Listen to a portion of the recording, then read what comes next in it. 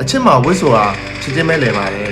သူတစ်ပါးရဲ့ခံစားချက်ဆိုတာလှည့်စားလို့ကောင်းတဲ့အရာလည်းမဟုတ်လို့ကစားလို့ကောင်းတဲ့အရာလည်းမဟုတ်လေဒါပေမဲ့လှည့်စားပြီးသွားရင်တော့မမေ့ပါနဲ့ဝစ်ဆိုတာတကယ်ပဲလဲပါတယ်ကချင်တော့ကျွန်တော်ကိုသိချစ်တဲ့ကောင်မလေးတယောက်ရှိခဲ့ဘူးလေဒါပေမဲ့ကျွန်တော်ချစ်လို့မရခဲ့ရတော့ဘူးပဲဒါပေမဲ့ကျွန်တော်မျှော်လင့်ချက်တွေပေးခဲ့တယ်ပြီးတော့ဒဏ်ရာတွေပေးခဲ့မိပြီနောက်ပြီးသူကျွန်တော်ကြောင့်ရိပ်ရည်လည်းကြားခဲ့ရဘူးအတိတ်ဆိုတဲ့အရာအတိတ်မှာပဲကြံခဲ့ရမယ်လို့ထင်ခဲ့မိတာနောက်ပြီးကိုမမချစ်တာပဲဆိုပြီးတိတ်ပြီးထိုးထိုးမှတ်မိနေရမှလည်းမရှိဘူးနောက်ပြီးကိုရွေးခဲ့တဲ့လမ်းကလည်းမှန်တယ်လို့ပဲထင်နေခဲ့တာတခုမေ့သွားခဲ့တာဝစ်စွာချစ်ချင်းပြန်လဲတက်မှန်းဟုတ်တနေ့မှကိုသိချစ်ရယူကြောင်းနဲ့စုံခဲ့တယ်ပြီးတော့ချစ်ခဲ့ရဆိုပါတော့အစာပိုင်းတွေမှာတော့ပန်းနေခင်းထားတဲ့တန်းလို့ပဲဖြောက်လို့ဖြူလို့ပျော်လို့မြူးလို့တဖြည်းဖြည်းအချစ်တွေပူလာတဲ့အချိန်ကစပြီးကျွန်တော်ဝစ်တွေစလေတော့ပါပဲဝစ်တွေလဲတဲ့အခါမင်းတော့ဝစ်တွေလဲနေပါပြီလို့ဘယ်တော့မှလာပြောနေကြမလို့ဘူးတော့တဖြည်းဖြည်းကိုပြောခဲ့ဘူးလားလေ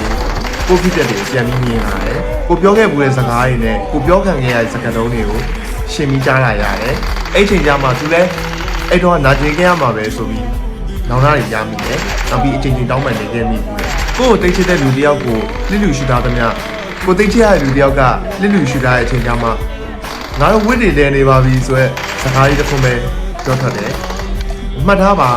တနေ့မှာကိုတိတ်ချစ်တဲ့လူတယောက်ကိုနာကျင်အောင်လုပ်မယ်ဆိုရင်တနေ့နေ့ကိုတကယ်ချစ်တတ်လာတဲ့အခါကျရင်ကိုတိတ်ချစ်ရတဲ့လူကလည်းကိုနာကျင်အောင်ပြစ်ထားတတ်ပါတယ်